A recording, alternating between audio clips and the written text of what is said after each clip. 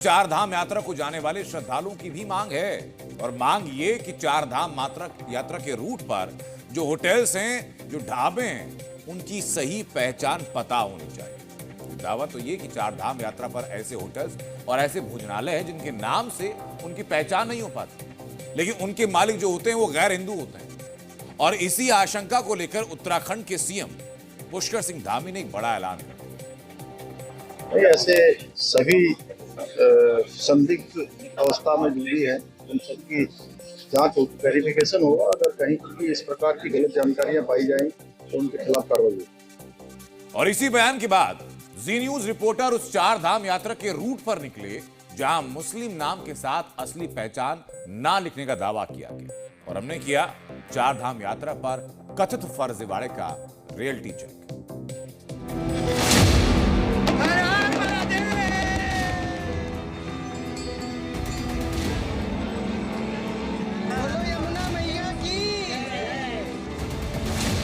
आज से 25 दिन बाद यानी 30 अप्रैल से चार धाम यात्रा शुरू हो जाएगी। यात्रा मार्ग पर होटल्स और ढाबों की असल पहचान जानने के लिए जी न्यूज रिपोर्टर सबसे पहले उन जगह पर पहुंचे जिसे चार धाम यात्रा का महत्वपूर्ण पड़ाव कहा जाता है।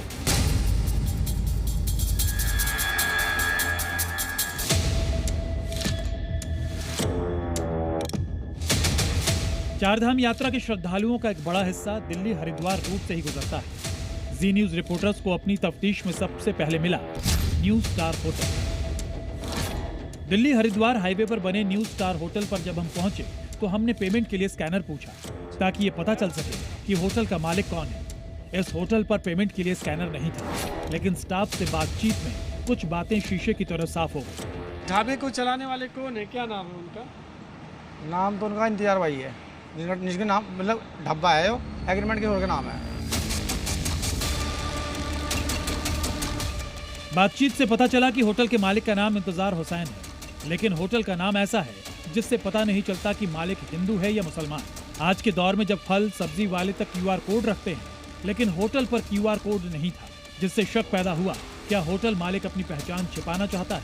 होटल के स्टाफ ने बताया कि पहले यहाँ हिंदू धर्म से जुड़े झंडे भी होते थे, तो क्या हिंदू धर्म से जुड़े झंडे लगाकर हिंदुओं को गुमराह करने की कोशिश की जाती थी। इन्हीं सवालों के साथ जी न्यूज रिपोर्टर का इस हाईवे पर सफर आगे बढ़ा और सफर की अगली मंजिल बना Pundir dhaba.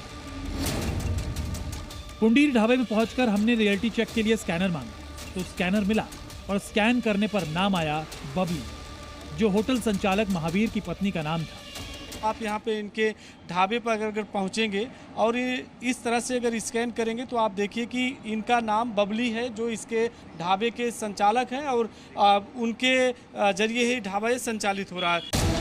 QR code scan करने से पता चल गया इस होटल पर मालिक की पहचान नहीं छिपाई गई थी।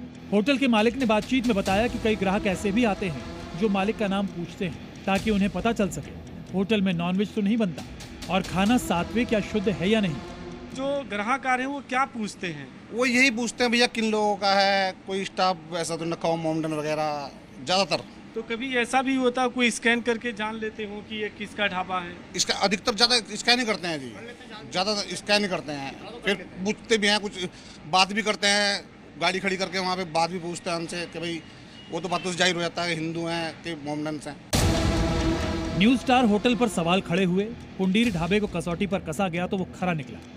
हम आगे बढ़े और नजर आया एक और होटल जिसका नाम था किसान द फैमिली ढाबा।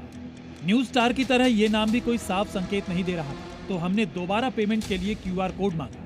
होटल पर क्यूआर कोड था, लेकिन नाम आ रहा था होटल का, इसलिए हमने होटल पर मौजूद लोगों से बातचीत की। इसके मेन संचालक कौन है? मैन सब संचालक जुबेर जी हैं।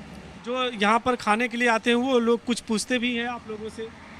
नहीं, अभी तक तो ऐसा नहीं हुआ है, नहीं पूछा गया है कभी, क्योंकि हम इसी नाम से ढाबा चलाते हैं और जो हमारा पेटीएम भी इसी नाम से ढाबे के नाम से चलता है। न्यू स्टार होटल की तरह किसान ढाबे का मालिक भी एक मुसलमान था जिसका नाम है Zubaid Ahmad. New star hotel की तरह किसान ढाबे पर भी पहले हिंदू झंडे लगे थे जो अब हटा दिए गए हैं।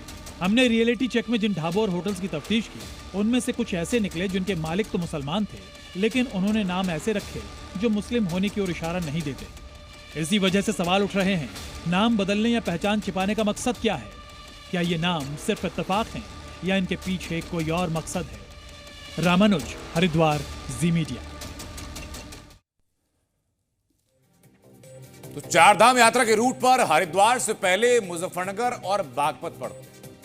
चारधाम यात्रा के श्रद्धालु इन शहरों से होकर जाते हैं और इसी वजह से हमने डीएनए के रियलिटी चेक में मुजफ्फरनगर और बागपत में हाईवे के किनारे बने ढाबों की सच्चाई को भी परखा।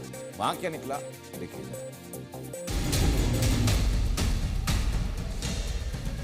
हाईवे किनारे बने ढाबों का रियलिटी टेस्ट करेंगे। हम इस समय केशव ढाबे पर हैं। केशव शुद्ध शाकाहारी भोजनालय इस पर लिखा है। जानते हैं कि ये हिंदू के नाम पर है, क्या असलियत इसकी है और क्या ये ढाबा सच में ही हिंदू का है या फिर केवल नाम बदलकर कोई मुस्लिम युवक इस होटल को चला रहा है। आपका नाम क्या है? मेरा नाम इंद्रजीत सिंह है। आप का ये केशव ढाबा है।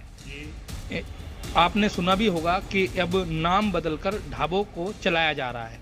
किस तरह देखते हैं आप इसकी? ये बहुत ही गंदी बात है, ऐसा नहीं होना चाहिए। अब हम रसोई में चलेंगे। जो रसोइया हैं उनकी हकीकत जानेंगे। क्या जिस तरीके से इन्होंने एक हिंदू नाम पर ढाबा चला रखा है, क्या इनके जो रसोइया है वो हिंदू है या मुस्लिम है? जी, आपका नाम? जी दीपक। दीपक, आप यहाँ क्या कार्य करते हैं? जी सब्जी बनाते हैं। सब हिंदू है जी। क्या कोई मुसलमान भी है इसमें? नहीं जी। मैं दिल्ली यमुनोत्री हाईवे पर हूँ। आप देख सकते हैं कि यहाँ पर ये ढाबे हैं। ये मैं शिवम ढाबे पर हूँ। यहाँ पर हम रियलिटी चेक करेंगे क्योंकि ये तमाम जो ढाबे हैं हिंदू देवी देवताओं के नाम से ही ये ढाबे संचालित है। क्या नाम जी आपका? जी मेरा नाम राजेंद्र पांचाल है। राजेंद्र जी, किस नाम से आपका? हमारे शिवम चाचा का ढाबा है। सर नाम और पहचान छुपाना नहीं चाहिए इंसान को। जो भी इंसान की पहचान है, आईडी है, उसी नाम से काम करना चाहिए। हाँ, जांच पड़ताल होनी चाहिए। हाँ, किस तरीके से चलाते हैं ढाबे, नाम उनके खिलाफ कार्रवाई होनी चाहिए। यहाँ पर आप सब्जी मंडी में जाइए, सब्जी मंडी में भी हिंदू की देवी देवताओं के फोटो लगा रखे हैं और बैठे मुस्लिम लोग हैं।